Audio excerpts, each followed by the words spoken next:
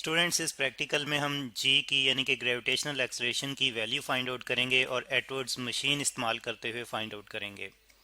एटवर्ड machine जैसा कि आप इस पिक्चर में देख रहे हैं, असल में एक पुली पर मुश्तमिल होती है जो कि अटैच होती है एक रॉड के साथ यानी कि फिक्स होती है, और इसको हम किसी स्टैंड के साथ एडजस्ट कर सकते हैं।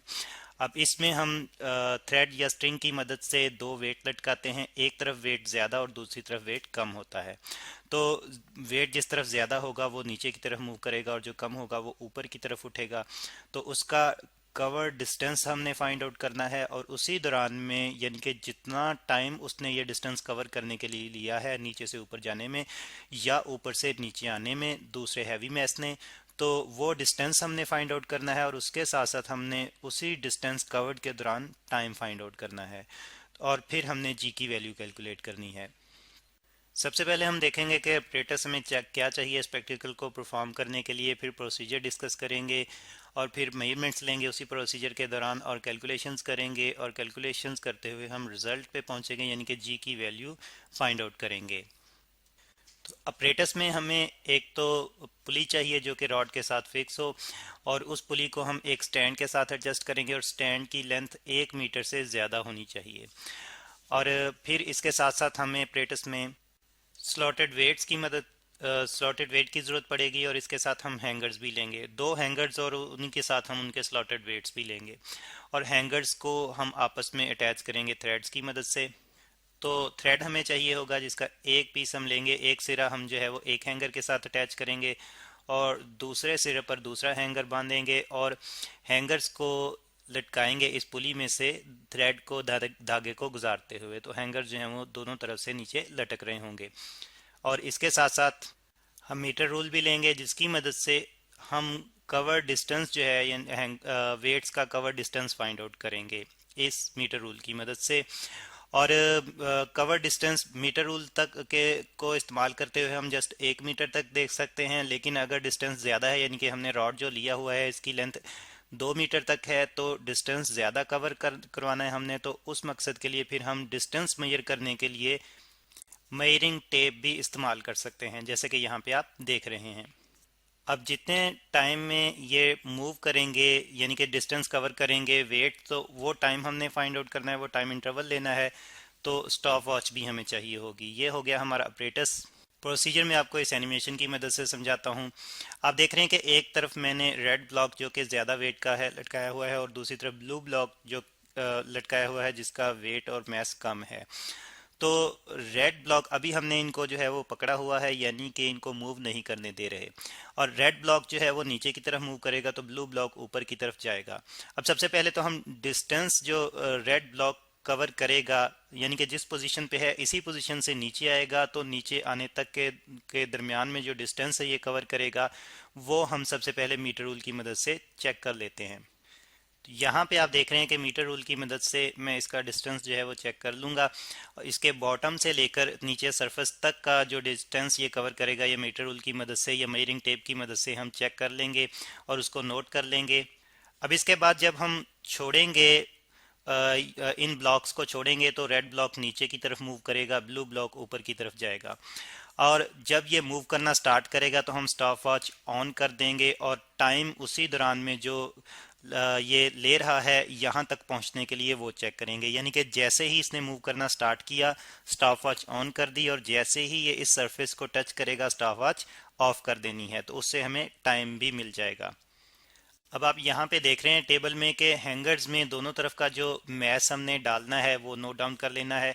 एक तरफ का मैस M1 जो है वो ज़्यादा है, 340 ग्राम में ये मैस मैंने लिया है, और दूसरी तरफ मैस जो है वो M2 है जो कि कम है, 270 ग्राम में ये लिया है।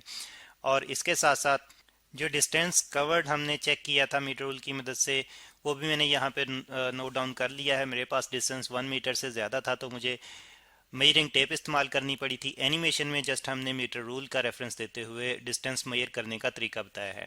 तो 1.16 डिस्टेंस कवर जो है मेरे पास आ रहा है, और जिस दौरान में ये डिस्टेंस कवर किया गया यानी कि स्टॉप वॉच की मदद से जो टाइम हमने चेक किया था वो भी मैं यहाँ पे लिखता हूँ। तो यहाँ पे दो दफ़ा टाइम मैंने फाइंड आउट किया है उसी मोशन का। पहली दफ़ा t1 जो है 1.44 सेकंड आ रहा है, फिर दोबारा से उसी मोशन को दोहराया है, यानी कि उन्हीं मैसेज को रखते हुए उसी पोजीशन तक ले जाते हुए हमने दोबारा से स्टॉप वॉच की मदद से मूवमेंट का टाइम चेक किया है जो कि 1.42 सेकंड आ रहा है। अब इन दोनों टाइम्स को एडअप करते हुए 2 पे डिवाइड करते हुए मैं मीन टाइम फाइंड आउट करूंगा। तो 1.44 को और 1.42 को एडअप किया, 2 पे डिवाइड किया, तो मेरे पास मीन टाइम जो है वो 1.43 सेकंड आ रहा है। अब इस मीन टाइम का स्केयर लेना होगा और साथ में डिस्टेंस को 2 से मल्टीप्लाई करना होगा, फिर 2s और t स्केयर की रेशियो हम निकालेंगे तो हमें एक्सलेरेशन मिल जाएगा इस मोशन का। तो डिस्टेंस जो कि हमारे पास 1.16 आया था, इसको 2 से मल्टीप्लाई किया, और t हमारे पास 1.43 आया था, इसका स्केयर लिया। 2s और t स्केयर की रेशियो हमने चेक की तो हमारे पास 1.13 एक्सलेशन आ रहा है, जो मैंने यहाँ पे नोट डाउन कर लिया है। अब स्टूडेंट्स, हम ये वाला फार्मूला इस्तेमाल करते हुए ग्रेविटेशनल एक्सलेशन की वैल्यू फाइंड आउट करेंगे। इसमें हमने जो मैसेज लिए हुए हैं इनको एडअप करेंगे और फिर डिवाइड करेंगे इन्हीं मैसेज के डिफरेंस से और मल्टीप्लाई कर देंगे साथ में ये जो एक्सलेशन हमने मोशन का फाइंड आउट किया है इससे, तो हमें ग्रेविटेशनल एक्सलेशन मिल जाएगा। तो मैसेज जिसमें m1 की वैल्यू हमारे पास 340 है और दूसरे मैथ्स की वैल्यू 270 है, दोनों को हमने ऐडअप किया। अब दोनों ग्राम में है तो ग्राम हमने कॉमन ले लिया है, और इसी तरह से फिर 300 में से 270 माइनस किया है और दोनों की वैल्यू ग्राम में है तो यूनिट ग्राम हमने कॉमन ले लिया है। तो इस तरह से हम देखें ग्राम ग्राम से कैंसिल आउट हो जाएगा, तो ये यूनिट कैंसिल आउट हो जाएंगे। तो इस तरह से फिर हमें इससे ये भी पता चलता है कि मैसेज को किलोग्राम में कन्वर्ट करने की ज़रूरत नहीं है।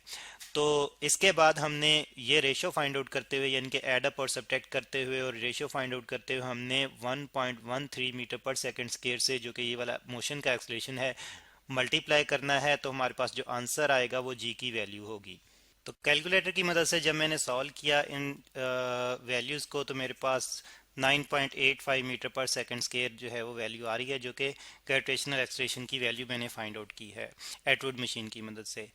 अब इसके बाद मैं प्रैक्टिकल दोहराऊंगा और ये वाली वैल्यू पहले मैं यहाँ पे नोट डाउन कर लेता हूँ। और प्रैक्टिकल दोहराने के लिए मुझे ये करना होगा कि मैसेज की वैल्यू अब चेंज करनी होगी और उसके साथ डिस्टेंस भी मैं चेंज करूँगा।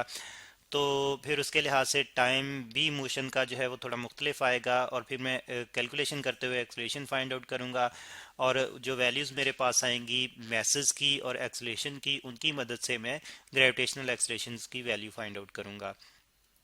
तो आप देख रहे हैं कि मैंने मैसेज चेंज करते हुए उसी तरह से फिर मैंने मूव डिस्टेंस पहले चेक कर लिया था, फिर उसके बाद उस डिस्टेंस से मैंने मूव करवाते हुए स्टॉप वॉच की मदद से टाइम दो दफ़ा सेम डिस्टेंस सेम मैसेज के लिए चेक कर लिया था। फिर उन्हीं टाइम्स का मैंने मीन फाइंड आउट किया, फिर मैंने फार्मूला यूज़ करते हुए एक्सलेशन फाइंड आउट किया मोशन का, फिर मैंने जी के लिए ये वाला फार्मूला इस्तेमाल करते हुए जी की वैल्यूज़ जो थी वो कैलकुलेट कर ली। अब जी की 3 वैल्यूज़ मेरे पास आई हैं, इन तीनों को मैं एडअप करूँगा और 3 पे डिवाइड करूँगा ताकि मेरे पास एवरेज वैल्यू जी की आ जाए। तो फिर मैंने तीनों वैल्यूज़ को ऐड अप किया है, 3 पे डिवाइड किया है, तो जी की एवरेज वैल्यू ग्रेविटेशनल एक्सलेशन की जो मेरे पास आ रही है 9.8 मीटर पर सेकंड स्क्वायर आ रही है। तो इस तरह से स्टूडेंट्स हमने एटवुड मशीन इस्तेमाल करते हुए ग्रेविटेशनल एक्सलेशन की वैल्यू इस प्रैक्टिकल में फाइंड आउट की है।